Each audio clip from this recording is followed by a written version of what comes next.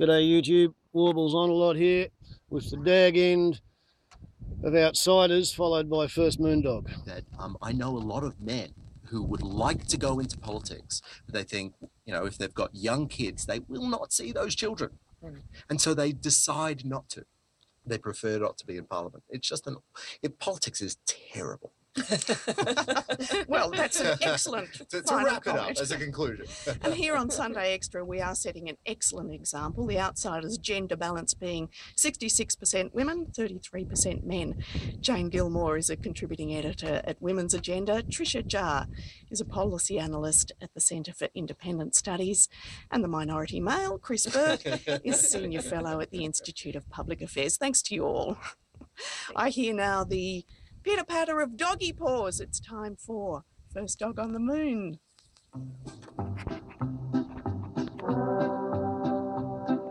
Hello, Patriots, and welcome to First Dog on the Moon's Guide to Modern Living. What? What is that? Who are you people? I don't have to put up with this. I'm a national treasure.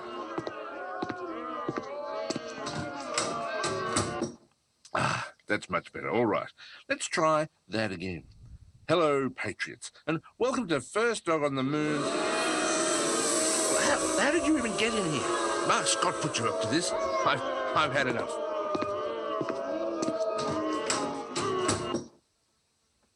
Hello? Hello?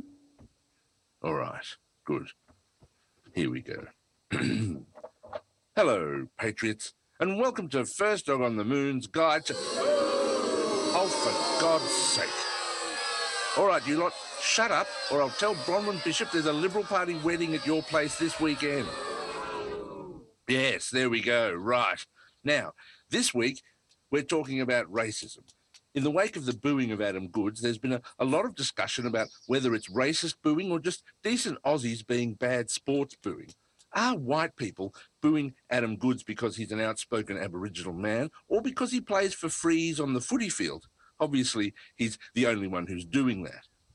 We're even asking the question whether Goodes is a racist himself because he's so divisive. This is what reconciliation and multiculturalism have brought to this country. Perhaps it's Adam Goodes and his imaginary spear that are at fault here, intimidating long-suffering white people into vilifying him after everything that they have done for Aboriginal folk. These are all real things that people have said this week, so it's pretty clear Australia has no idea what racism actually is. And when I say Australia, I mean white people. Ah, that's more like it. How great are white people? And don't they just love telling Aboriginal Australians how they should respond to racism? Apparently, there's a right way and a wrong way, and you won't be surprised to learn Adam Goodes does it the wrong way. No, not now. Shame on you, Adam Goodes, for calling out racism and being made Australian of the Year. So, in order to clear up any misunderstanding, here at the First Dog on the Moon Institute, we've developed a handy test to help the nation find out if it's racist or not. Are you ready for some science? Here we go. It's the Are You a Racist test.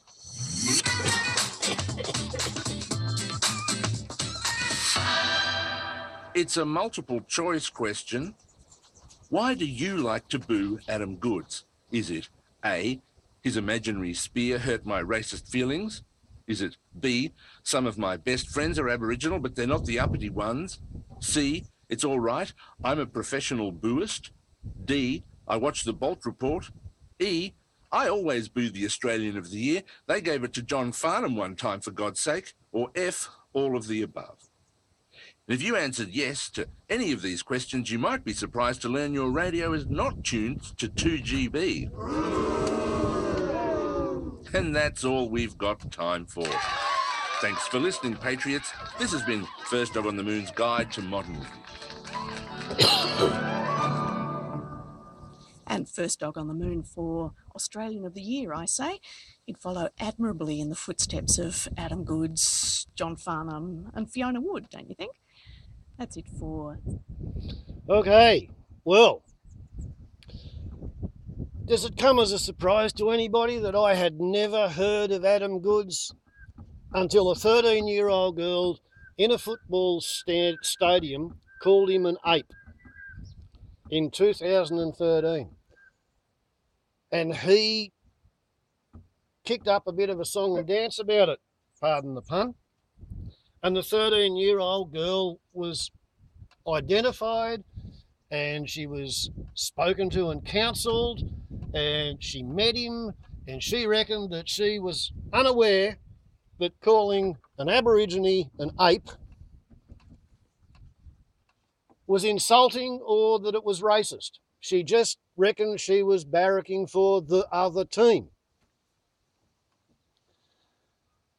That was in 2013. 2014, this footballer, I think he plays Australian rules football. That's the one that looks like ping pong with people running around the place kicking the ball up in the air and bouncing it on the ground, and they don't actually grab a hold of it and run with it. But that's a sidetrack. He was named Australian of the Year. And there was an awful lot of white Anglo-Saxon, Protestant, Catholic, Anglophilic Australians who took that a little bit askance, but, you know, they figured there's got to be a token blackfella in there somewhere from time to time, so they bit their tongue on it and they put up with that, but they really didn't like it when this footballer who was made Australian of the Year had the temerity to stand up there and say, well, you really should have a look at John Pilger's film Utopia, and you should find out how Australia got to be the way it is, and you can understand a little bit more about Australian racism. Now, that's meant that a bloke called Alan Jones, who's a bit of a, what would you call it?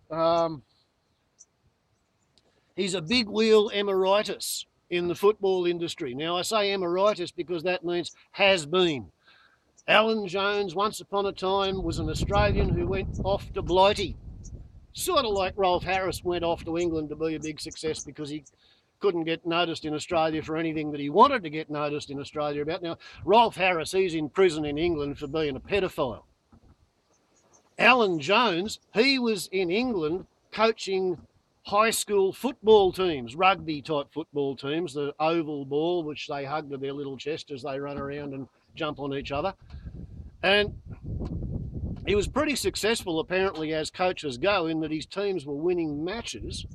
But it was also noticed that he had a habit of acquiring young, fit, muscly boyfriends in his private life, and an inordinate proportion of his young, muscly, fit boyfriends used to be members of the football teams that he was coaching at the school that he was employed by. So he wasn't quite exiled, but he was no longer welcome in England. He was persona non grata in the English football industry. And then he showed up back here in Australia and suddenly he was a right-wing shock jock radio announcer. And that's what he's been ever since. And he supports a fascist regime that is totally homophobic. So that kind of rings a few bells of the ding-dong hypocritical kind. And he's been saying that, oh, well, this problem with Adam Goodes is that he called us all a bunch of racists. You see, he called us all a bunch of racists, and we don't like it. We don't like it at all. And there's been other people who actually said they're not racist, but they don't like the way Adam Goodes wants to talk about his Aboriginal stuff at them because they don't want to know about that because they're busy living within the white blindfold, which Johnny Howard told them was a sacrosanct way of life in Australia, a sacrosanct perspective. So what's happened? Adam Goodes has taken it all to heart and he's decided he wasn't going to play this weekend. And the Australian Football Association or League or whatever it is, AFL, yeah, that'll be it, League, they've been extraordinarily tardy in coming out and saying anything at all about it because the last thing they want is to have a fucking race riot among the crowds. And they know that anywhere from 40 to 60% of the people who attend AFL matches are white bread, white blindfold, neo-colonial, city-bred buffheads who like their Aborigines to sit quietly in a corner and occasionally do well on the sports field, but they're not to have any political opinions, and they're certainly not to open their mouth about the sheep and potato war in which 50,000 Aborigines died over a space of 120 years, maybe 150 years.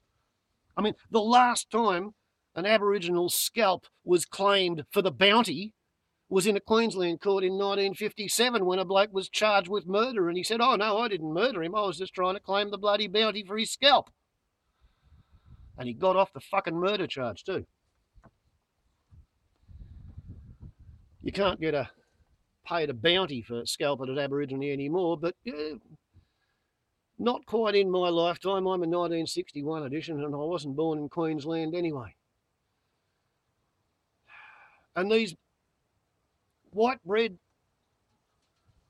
suburban racists have the bloody hide to say that Adam Goodes should toughen up and stop being a sook, because they can't cope with the fact that he dared to do what may be his traditional tribe's battle celebration dance, you know, the way the Kiwis do their hacker or haka or whatever they want to call it, you know, where they all line up and pretend to have jade knives and they show you how they want to slit your throat and they poke their tongue out because, you know, that was considered terribly fierce by the Kiwis. But the thing is, the Maoris actually fought the fucking British Army to a standstill, even though the British Army had muskets. They didn't have horses. The British Army had muskets and the Maoris had staffs, hardwood, you know, poles, maybe 6 or 8 feet long, sharpened at both ends, which they used to use in close quarters combat, what they call a quarterstaff, I think, in the martial arts fraternity. The Maoris actually fought the fucking British to a standstill, and there was 500 or 1,000 Australians volunteered to go over there and shoot the blackfellas in New Zealand because we'd already got ours more or less under control around the populated areas. And because the Maoris fought the British Army to a standstill, they've got their Treaty of Waitangi, and therefore even the white Kiwis these days are proud of the Maoris' warrior tradition. But here in Australia, oh, fuck no. When we weren't shooting the women and children, we were poisoning the waterholes, herding people off cliffs, went on for, like I said, decades, century and a half. And there's this white blindfold view that says, oh no, Australia was colonised peacefully, you know, it was the big terra nullius, we couldn't find anybody to sign a treaty with, so we just moved in with our sheep. And, you know, within 5 years of a sheep walking across the landscape, there were no free-range Aborigines because the sheep ate all the food plants. So the first thing the sheep eats is all the stuff that the people would normally eat. One sheep eats, you know, 50 people's worth of wild native parsnips every day that it grazes. I know, I've had the bastards up here on the Endangered Species Sanctuary. It's why I use trespassing sheep for archery practice. They're so bad for the wild native parsnips. So yeah, 5 years after the sheep turn up, the Aborigines start spearing the sheep because the sheep have eaten all the blackfellas' food because 85% of the diet was plants. And then suddenly they get shot and they get poisoned for upsetting the sacred sheep herd.